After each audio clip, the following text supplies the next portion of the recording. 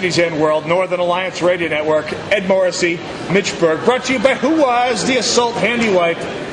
Gives 5% of their profits to care packages for the troops overseas.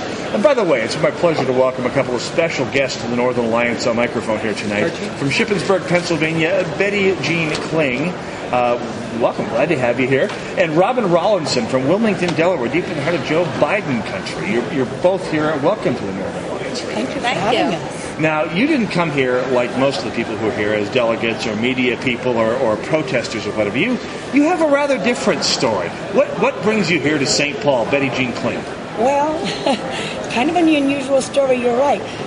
We are Hillary supporters. We're Democrats. You'd be rather lonely around here. Yeah, we kind of stick out like sore thumbs, really. That's right. Robin and I met on the trail working for Hillary. We've been working for Hillary a very long time. And as it so happens, we're also Pumas. Okay. Those people that don't really exist. We're part of those 18 million cracks. Yeah. Just say no deal and all that. Right. And basically, we've been working for Hillary for a very long time. And we've been watching how women have been mistreated. They went after Hillary. They went after Geraldine Ferraro. And I bought a 27-foot RV and decided to head out to Denver, Colorado, and Robin went with me.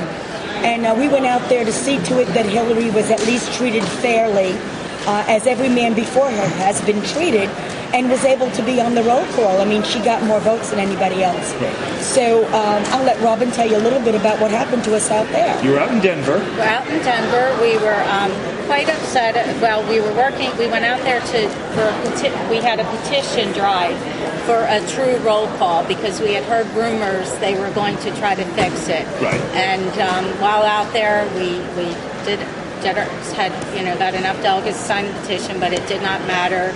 We spoke to many delegates the next day who were in tears. They were coerced to vote. A lot of backroom dirty tricks that led to Obama winning. Yes, and they were not allowed to follow the will of the people. And so you're disappointed. You climb back into Betty Jean's RV. You're doing the road trip back to the East Coast. And what happened, Robin? Well, we hear that Sarah Palin was nominated for vice president. What'd you think when you heard that? My spirits rose. I was very upset, but I was like, okay, it's a woman. It's a woman.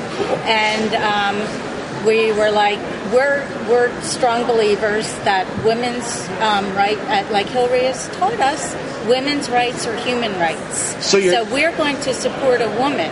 And when we heard them start to denigrate and trash Sarah like they did Hillary, we started to become upset. I want to run through a couple of these things. Probably the first one I want to talk about is Gloria Steinem, who kind of came out and said she's not the right kind of woman to be supporting. And then I believe, I don't know if it was Gloria Steinem who said it, but basically called into question whether she was a woman at all. It basically said, other than a chromosome, she's not really a woman. Was this the type of thing that you were talking about? Yes, and Gloria Steinem has been a true disappointment in this whole election. I mean, I think all women's organizations have been. We feel like they have become too entrenched in the Democratic Party and have forgotten what their origins were. So we heard them trashing Sarah, and when they came out and made her speak about her teenage daughter, we were like, this is over the line. And so let me get this straight. You're doing the Thelma and Louise thing. You're in the middle of Indiana. Yes. You hear the usual crowd attacking Bristol Palin, and you just decided that was the end. Betty Jean, you're sitting in the cab, and you go, what? I'm driving. I hit the brakes. That's right. That's it. Turn the Garmin on. Let's head northwest. Where is Minnesota from here? Okay. Which way we got to go? Okay. That's right. It's northwest. We're going northwest. We stop for a rest. We jump up and down in the bathroom. We're in our 50s and 60s. We think we're 20 again. Road trip. We drive all night long to get here. Wow. We pull into, we don't know where we are, and we call home and this whole bit. I mean, everybody thinks we've been abducted by aliens coming out of Denver, You're making me wonder myself, but I love the story. You've got to understand. I mean, women's issues are not to be taken lightly. Women's issues are human rights issues. Without human rights, there is no democracy. There is no other issue. We're not talking about a chromosome, what kind of a woman. What do you mean, what kind of a woman? A woman. There we have men and we have women. This is the right woman. Let me ask you a question about how people question Sarah Palin's motherhood. They said, what kind of a woman It's would... a disgrace. I was just shocked. Dana Bash at least said to John Roberts on CNN, he was questioning whether or not she should be running for high office because she really needs to stay home and take care of the youngest baby. And she said, you wouldn't ask that question if this was a man. Exactly. Well, I am from Delaware, home of Joe Biden, and I actually I campaigned for Joe Biden when I was in college. But my brother was in the hospital when his tragedy occurred, and his two sons were also in the hospital, and he came over and is a nice guy. I have nothing against Joe Biden, but no one asked him as a single parent, should he pull out of the race? Now, he was going to be a single parent raising these two children. No one questioned whether he should still run, but because she has a disabled child, she's not, no one accused him of being a bad father for, and so there's such a double standard. This is pure sexism, and there is no doubt in my mind that anyone should question whether this is pure sexism or not. That's plain and simple. I couldn't agree more. So you did your U-turn in the middle of Indiana in Terre Haute. You peeled rubber all the way up to St. Paul. You got through the night. That's right. You got credentials here at the GOP. Don't ask us how.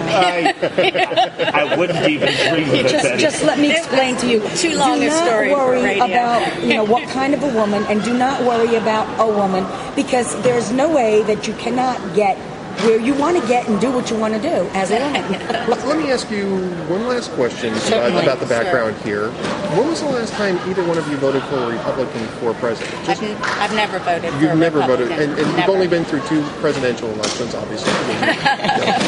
But we are educated, too. We want to get that out. Yeah, I hold several master's degrees. We are not bitter Pennsylvania gun-toting Bible thumping. You're not clingers. You're not the bigger... Well, my name is Kling, but I can agree. We are religious, but we don't cling to our Bibles. Okay. And have you ever voted for a Republican for president? I don't think so. I'm 60, almost 61. I may have way back in my 20s. I don't think so. So no. So I mean, this is not a stunt. This is not. It's not a stunt. This is obviously a very deep anger that you're feeling. Absolutely. At this. And I'm asking all Hillary supporters to please not turn against women for the sake of a party who has quite obviously turned against women. Yes. Democrats are no friends of women. And women. We feel that if they ruin the candidacy, I heard the theory was that the Democrats were trying to bash her for 10 days in hopes of her McCain having her withdraw from the race. Well, if they were successful in this and another woman is eliminated, no one will want to nominate a woman again. No one will want to have her as a woman as a running mate. So we feel women have got to get out there and support Sarah Palin if they want to see another woman candidate for anything. And there is no way I can add anything to that message, the way you just summed it up here. Excellent message. Robin Rawlinson from Wilmington, Delaware. Betty Jean Kling from Shippensburg, Pennsylvania. You're going to need to get some sleep when you're done with this whole thing, aren't you? Thank you so much. Thank you both so much. We're so glad to have you on the show here, and we want to make sure your message gets out to everyone out there. Thank you very much. Thank you. Thank you.